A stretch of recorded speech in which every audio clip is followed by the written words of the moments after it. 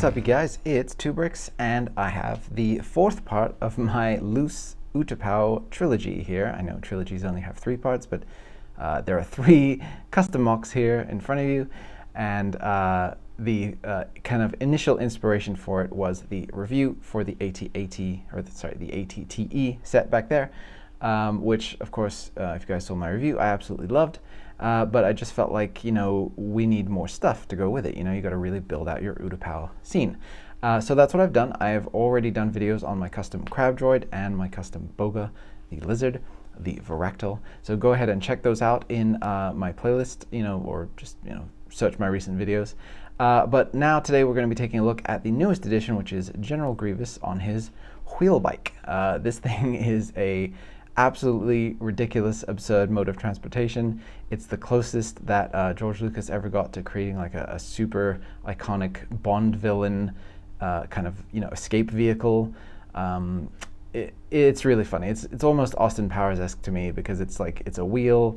It's sort of like this churning wheel of death with legs that General Grievous, who's kind of already kind of crab-like, scuttles onto, and then just sort of flees the battlefield. So it's absolutely over the top and absurd, and I love it. And so yeah, I've gone ahead and created my own today, and there's a lot of cool features to this that I want to show you guys. So let's just get in and take a look at the mock itself. But before I do that, just don't forget, down in the description there is a link to my Rubricable page, where you can get not only the instructions for this model, this model, this model, but all of my other custom creations, of which there are so many at this point. So if you guys do want to support the channel, that is a great way to do so. And of course, get yourself some awesome mocks.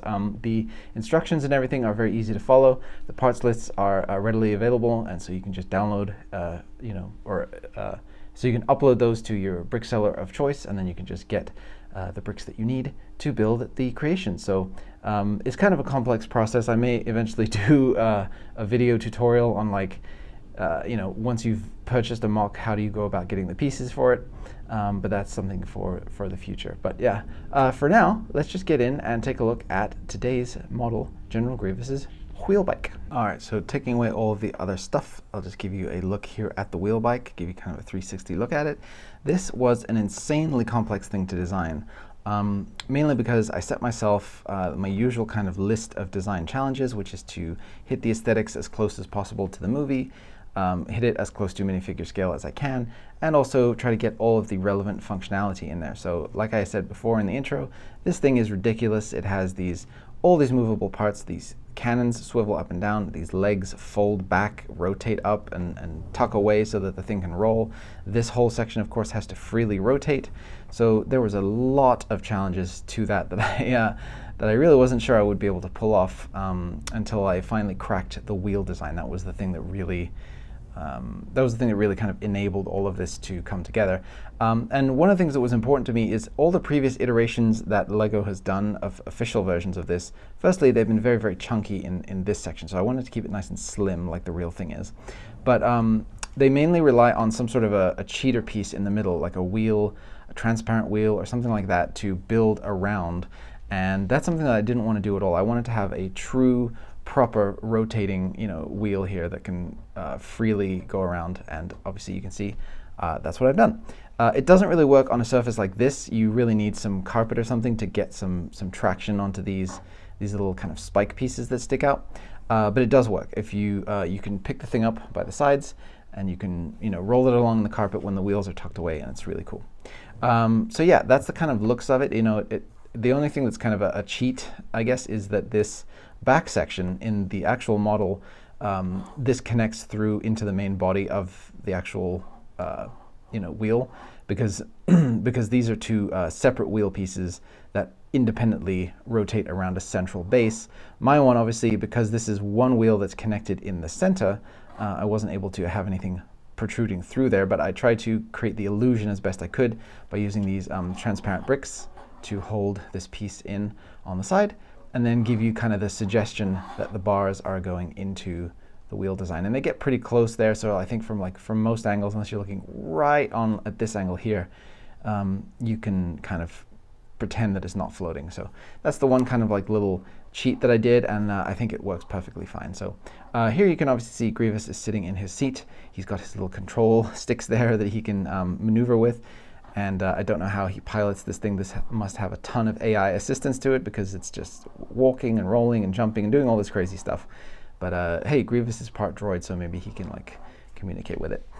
So let me show you guys all of the different kind of folding and transforming functions and features of this thing right now. So starting in at the back here, this central cannon is able to swivel up into its kind of, you know, non-firing mode, and you can kind of adjust the angle of it all the way to down here. And these cannons on the end here I try to be as accurate as possible with the shape of this. I actually initially used one of the newer stud shooter pieces to simulate this cannon up at the front, and I thought it'd be fun to have some actual firing mechanism on one of my mocks. But the shape just isn't quite right, and it's such a specific looking thing. I really wanted to capture that, so I went with just a custom, you know, thing to indicate that that's a gun. So then this piece back here is able to swivel and adjust ever so slightly, just to set it to the exact angle that you want, because in the real thing, this part does kind of shift up and down depending on whether it's in walking mode or rolling mode. Then for the legs, so they're articulated with ball joints, and they're connected at 2 different points down here. So you kind of have to, you can set the legs out at this angle where they're kind of splayed out a little bit, and it's got a good base of support on it, which is what you want. And then once you get into rolling mode, you just have to fold them up kind of a specific way. So all you do is you just take the back legs here and you fold them up like so, and you can kind of point the toes backwards to give it a little bit extra kind of flow.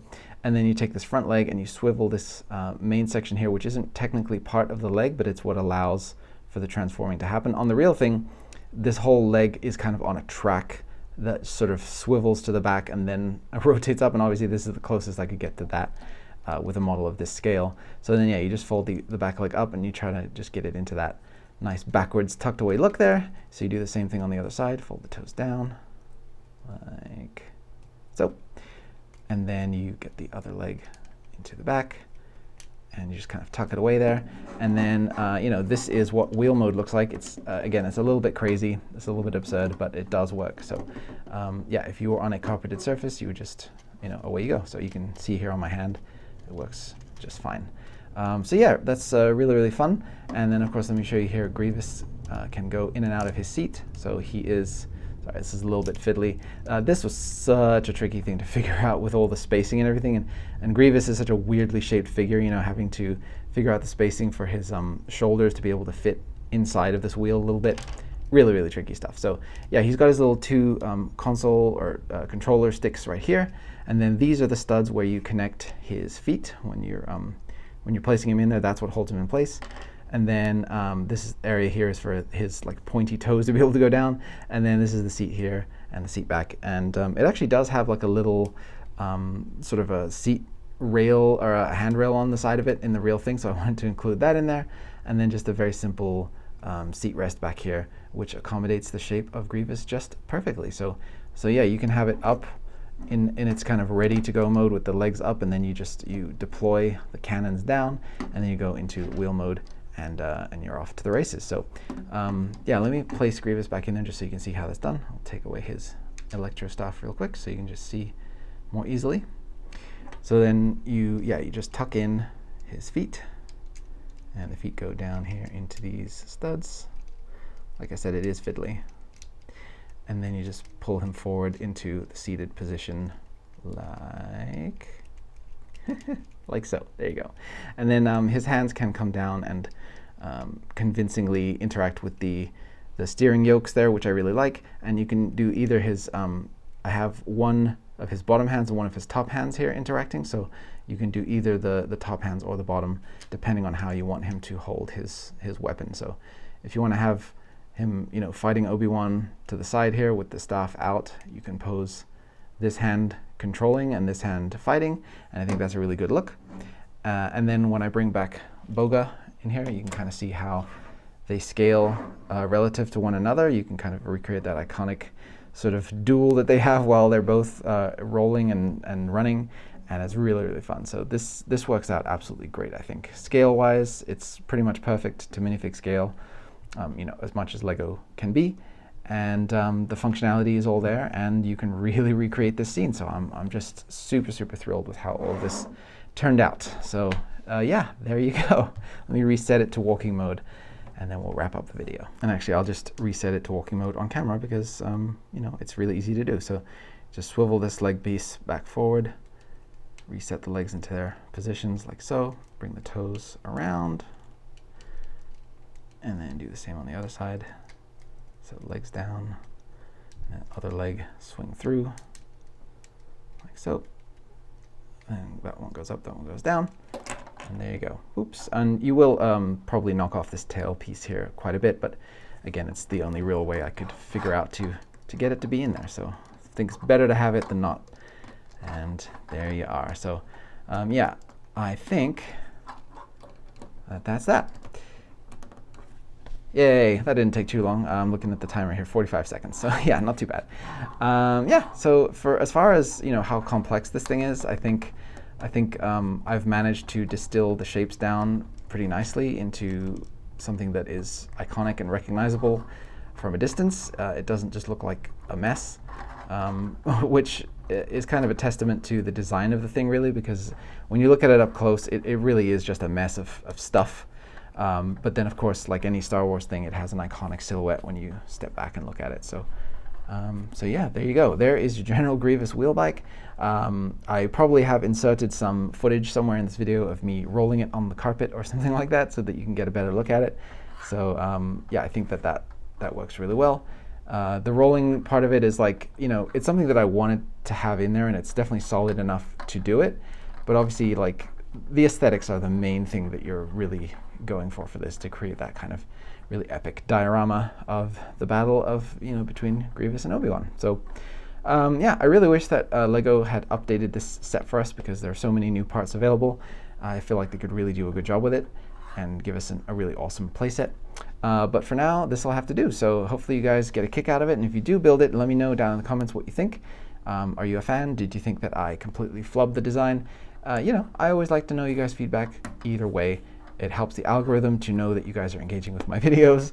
So even if you're just coming in to say, hey, I think this sucks, that's fine. You can go ahead and voice your opinion.